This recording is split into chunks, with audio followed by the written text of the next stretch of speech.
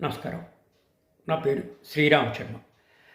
ఎవరైనా సరే మనకి తెలియకుండా మన మాటలు, వాయిస్ టేప్ రికార్డర్ చేశారనుకోండి, మొబైల్ ఫోన్లో కానీ టేప్లో కానీ, అది కోర్టులో సాక్ష్యంగా చెల్లుతుందా?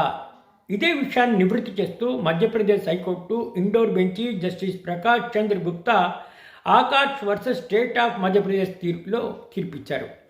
ఈ కేసులో ఒక వ్యక్తి అవతల వ్యక్తి యొక్క మాటలను టేప్ చేశాడు, రికార్డ్ చేశాడు. సాక్ష్యం కోసం ఇట్లా ఈ విధంగా కోర్టులో ప్రొడ్యూస్ చేస్తే దాన్ని తిరస్కరించారు లోయర్ కోర్టు వాళ్ళు. అది హైకోర్టు దాకా వచ్చింది. హైకోర్టు అనేది ఏంటి? ఈ తిరస్కరణ కరెక్టే. Section 65B information technology act ప్రకారము సదరు వ్యక్తి సర్టిఫై చేయాలి. ఏ పరిస్థితుల్లో, ఏ మొబైల్ ఫోన్లో, ఏ టైంలో, ఎక్కడ ఇతను రికార్డ్ చేశాడు, సెల్ఫ్ సర్టిఫికేట్ ఇచ్చి కోర్టు పర్మిషన్ తీసుకుని ఫైల్ చేస్తే అటువంటి సాక్ష్యం తెలుస్తుంది. ఈ కోర్టులో ఏ విధంగా లేకుండా కేవలము ఇట్లా టేప్ ఇచ్చి ఇది అతని వాయిసే, ఇది ఎవిడెన్స్ కింద తీసుకోండి అంటే తిరస్కరించారు. అంటే దీని అర్థం ఏంటి?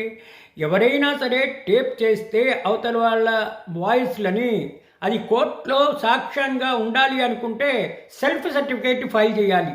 65B ఇన్ఫర్మేషన్ టెక్నాలజీ యాక్ట్ ప్రకారము ఏ ఐటెంతో, ఏ ఆర్టికల్తో, ఏ ఫోన్తో, ఈ టేప్ రికార్డర్తో మీరు చేశారు, ఏ టైంలో చేశారు అని సెల్ఫ్ సర్టిఫికేట్ ఇచ్చి ఇది మార్ఫింగ్ కాదు, ఇది ఫ్యాబ్రికేటెడ్ కాదు, ఇది చీటింగ్ కాదు, ఇది కేవలం అతని వాయిసే అని సెల్ఫ్ సర్టిఫికేట్ ఇస్తేనే అటువంటి సాక్ష్యం చెల్లుతుంది అని ఈ తీర్పు ద్వారా మనకి తెలుస్తుంది. కాబట్టి ఎవరైనా మాటలు రికార్డ్ చేయాలి అంటే రికార్డ్ చేశాక అది కోర్టులో సాక్ష్యంగా పెట్టాలి అనుకుంటే వెర్బ్ టు వెర్బ్ టైప్ చేసి అదేవిధంగా సెల్ఫ్ సర్టిఫికేట్ కూడా వేస్తే అటువంటి ఆడియోస్ కానీ వీడియో కానీ సాక్ష్యం చెల్లుతుంది section 65B information technology act ప్రకారము అని ఈ మధ్యప్రదేశ్ హైకోర్టు ఇచ్చిన తాజా తీర్పే దీనికి మనకు చెప్తోంది.